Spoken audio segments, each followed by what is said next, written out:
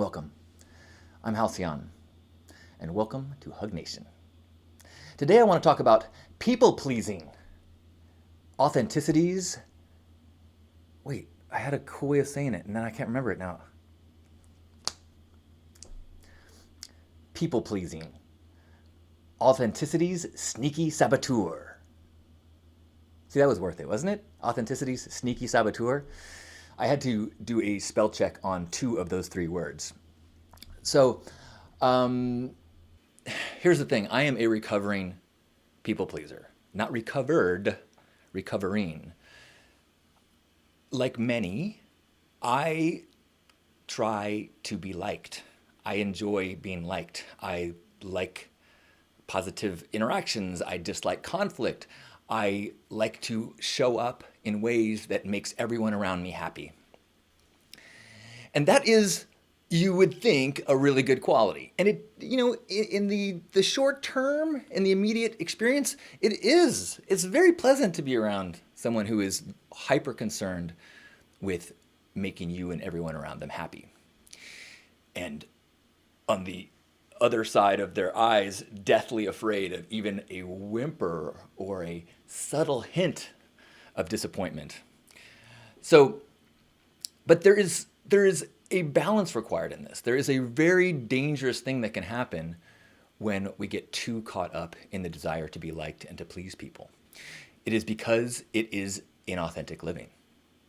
It is a deceit. It is a lie. Because you are not giving people the opportunity to voice their truth, because you're not voicing yours. Let's say a friend says, hey, let's go to sushi.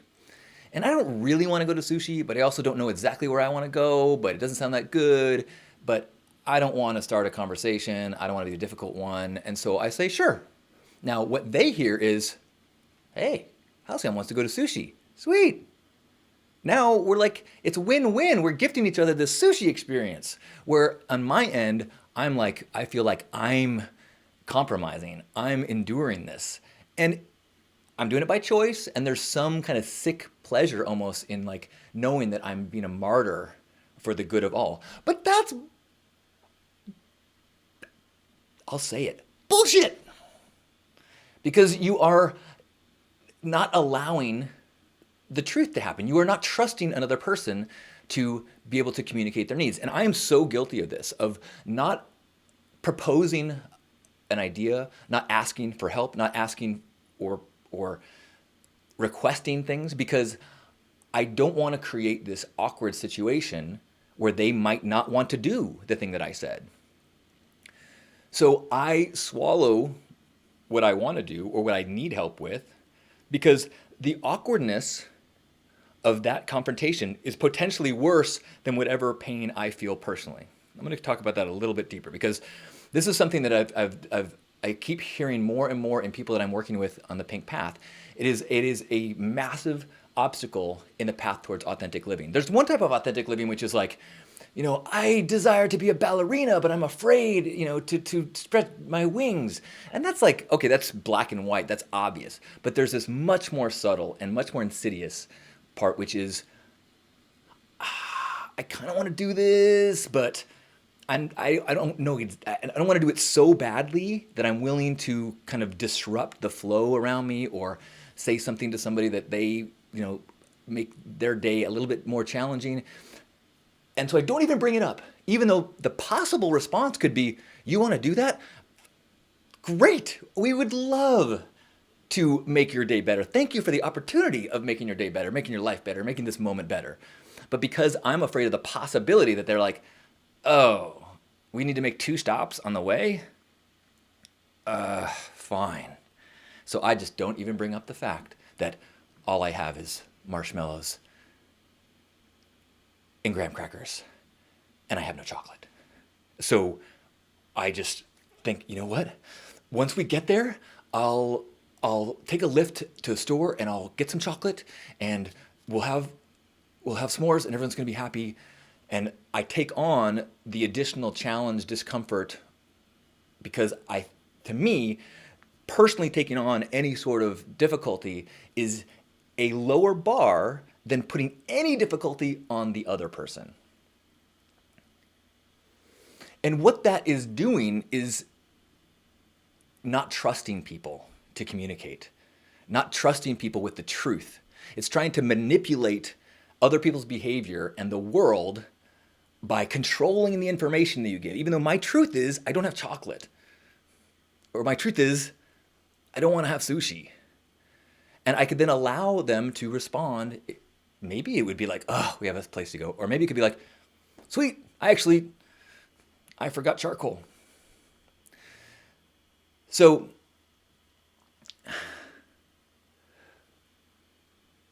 in this way, it can get easier to get deeper and deeper into a pattern of pleasing people and being a martyr and taking on challenges to cause comfort in your world without realizing how damaging it is. Because one, people are now interacting with a falsehood, a mask, an inauthentic version of who I am and the truth.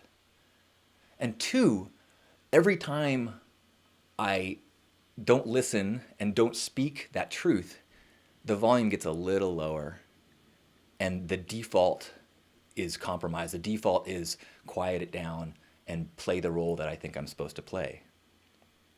Let's say I had this desire, like, you know what? I just watched the movie Ghost and I want to learn pottery, man. That's so awesome. But I know that if I bring that up to my partner, she thinks pottery's stupid. She thinks it's a waste of time. She thinks that there's so many projects that I'm not doing and that she thinks it's a woo-woo hippie thing, and she's always making fun of my ceramic mugs. And so rather than say, I want to do this pottery class and have her laugh and then us work through that, I just never bring it up.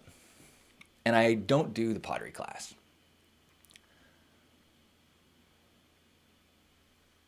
The short term is I've created harmony. And the long term is I've created a life of deceit.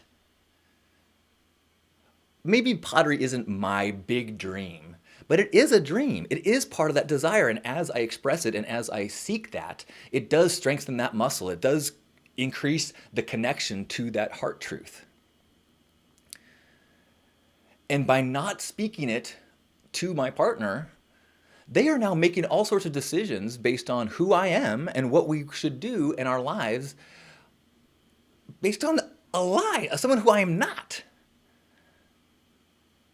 So my connection to my truth diminishes and my relationship to the other is weakened because it is not a relationship of truth.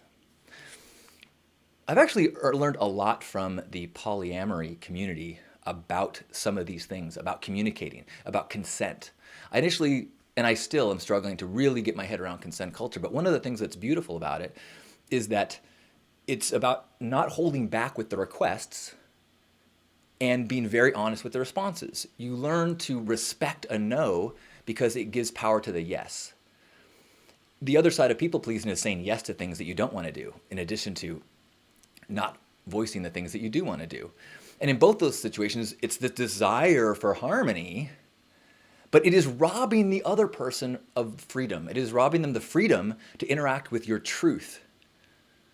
And this instinct of avoiding any awkwardness or conflict is the recipe for a watered down life that is totally inauthentic.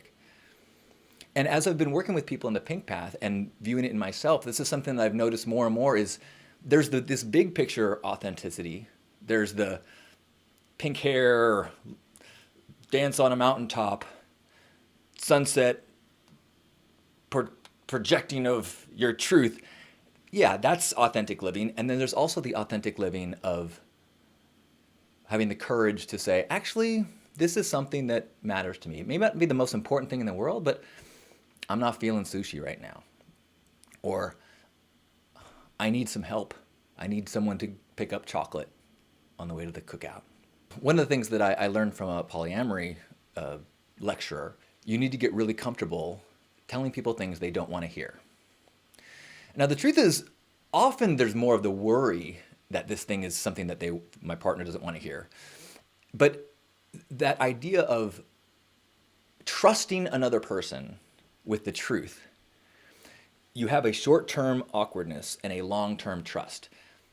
Because if I trust that you will tell me the truth and you will let me have my response, then we both start to have to, we're allowed to bypass that game of trying to figure out what the other person wants, what the other person wants. And that's the people-pleasing nightmare of trying to do the thing that will make the other person happy without ever stretching deep enough to make any awkwardness happen. So there's all this brain power and all these cycles of figuring out and thinking and worry to avoid any conflict and get to the place that everything's copacetic. When really, if you could have a trusting, honest dialogue, if you could ask for something and trust that that they will say no with no hard feelings, you can go so far. This is like a crazy, in some places, in some situations, it is quite revolutionary. And like I saw a post online about these entitled millennials, and it was a couple that just had a baby, and so they posted on Nextdoor, the neighborhood website, that, hey, any neighbors that want to step up and help us out, we would love help with meals. Here are some meals that we would love help with, and they like put out recipes with like gourmet ingredients and handmade granola, and it was pretty. It was a big ask, especially to neighbors that they didn't know. And so a Twitter feed of responses and teasing these people and making fun of them for being so entitled and how shameful it was. And it was easy for me to go, yeah, oh my gosh, how dare they ask for all those things? And then as I read more comments of people like, so don't do it if you don't want to. I was like, oh, right. There were some people that I'm sure would be like, oh, I barely know these neighbors. They have a new baby. They want homemade granola. Heck, I'm going to make their day. That will make me feel good and make them feel good. The only problem comes is we don't trust each other with our nose. And we think that the very ask itself is offensive. And I think that I know that I have some of that in my old stories, that it is rude to ask something that might be a heavy ask. And I think the movement into consent culture is that eroding of that false expectation, that dangerous and damaging expectation of you can only ask for things that are reasonable. Because who's to say? Perhaps this is the very day that I do want to experiment with fellatio. So if the request is done respectfully, who knows? Certainly in the right context would not be offensive. So one of the reasons why I've been thinking about this a lot is because as I've been digging into this with myself and people I've been working with the Pink Path, is that one of the reasons why it gets so easy to fall into a people-pleasing mode is because of a lack of conviction in your own truth.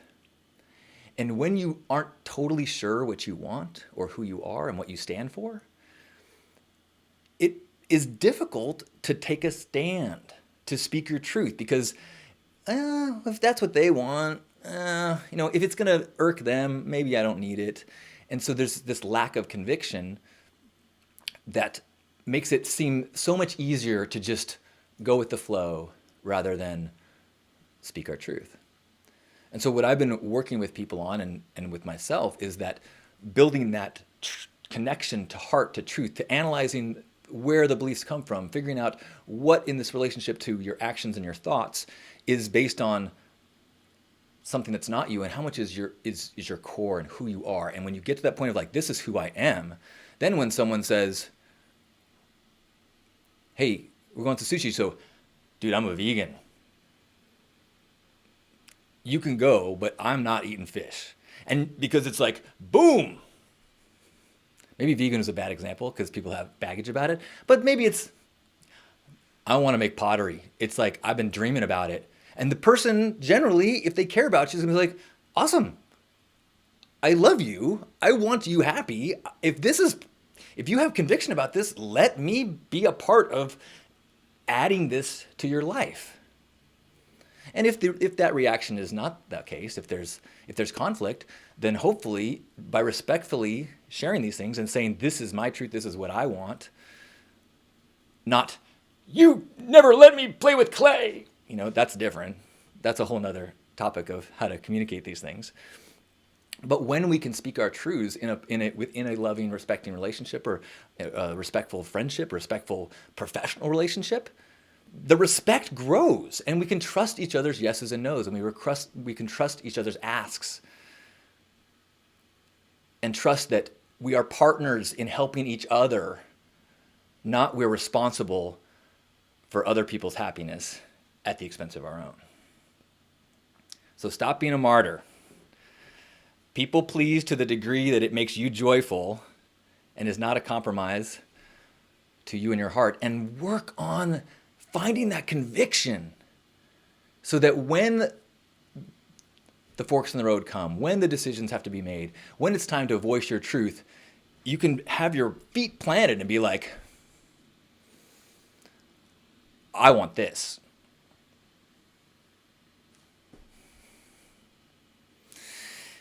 With conviction, I say, I want this connection, this communication, this place to share my truth and know that it can be received from a place of love.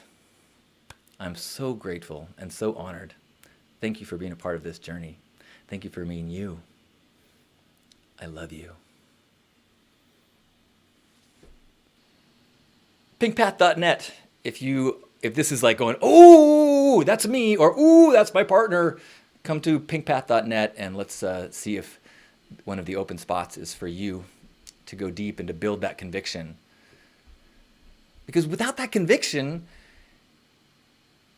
you're not playing the role that you're supposed to play. In that place of strength, the conflict you create is not conflict, it's correction. There's so many things out of alignment in the world. If you go with the flow without anchoring first, it's not necessarily making things better. It's avoiding your role in the healing and the correcting of things. So taking your stand, and I'm not talking about taking a stand like standing in front of a tank, but it could be that. It's taking a stand and like, I'm not sure if I like this color for these walls. Or I don't want to visit you for 2 weeks. I love you, but that's going to drive me crazy. I want to come visit for 5 days. And I know in the short term that might hurt your feelings to hear that, but that's my truth. And after the initial, will be this, oh, cool. We now have this place where we can speak that. And there won't be a week and 2 days living together at my parents' place of resentment and this secret martyrdom that festers. And whereas the other person the whole time thinks, how would I know that this is not what you wanted? Is this making sense? It's hard. Because, gosh, it's so nice when everyone's happy all the time. And what's a little lifelong sacrifice and swallowing of your truth if it means everyone around you is smiling, right? It is a lie, and you're robbing people of their ability to connect with your truth. And you're robbing the universe of the role that you play by releasing and allowing your truth to be a part of this cosmic tapestry. It's the most simple thing in the world and the most difficult thing in the world. And it's the only reason we're here. pinkpath.net. If this is like going, oh, that's me, or ooh, that's my partner, come to pinkpath.net and let's see if one of the open spots is for you to go deep and to build that conviction. Because without that conviction, you're not playing the role that you're supposed to play.